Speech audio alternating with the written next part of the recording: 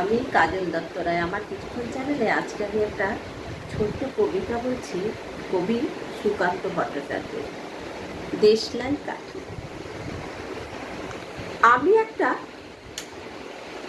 ছোট্ট দেশলাই কাঠি, এত নগণ্য হয়তো চোখেও পড়ি না, তবু যেন মুখে আমার উৎসুক করছে বারুদ, বুকে আমার জ্বলে উঠবার দুরন্ত উচ্ছ্বাস। আমি একটা দেশলাইয়ের কাঠি। মনে আছে সেদিন হুলুস থুলুস বেজেছিল, ঘরের কোণে জ্বলে উঠেছিল আগুন, আমাকে অবজ্ঞা করে না নিভিয়ে ছুঁড়ে ফেলায়।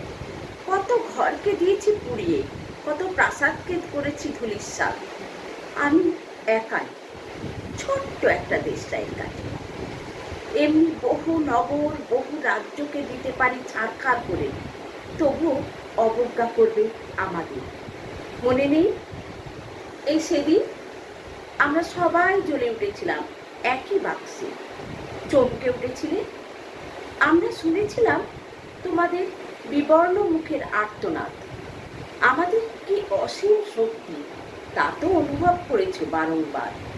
তবু কেন বোঝো না আমরা বন্দি থাকবো না তোমাদের পকেটে পকেটে। আমরা বেরিয়ে পড়বো, আমরা ছড়িয়ে পড়বো শহরে, গঞ্জে, গ্রামে, দিগন্ত থেকে দিগন্তে। আমরা বারবার জ্বলি নিতান্ত অবহেলায়, তা তো তোমরা জানো, কিন্তু তোমরা তো জানো না কবে আমরা জ্বলে উঠবো সবাই শেষবারের মতো।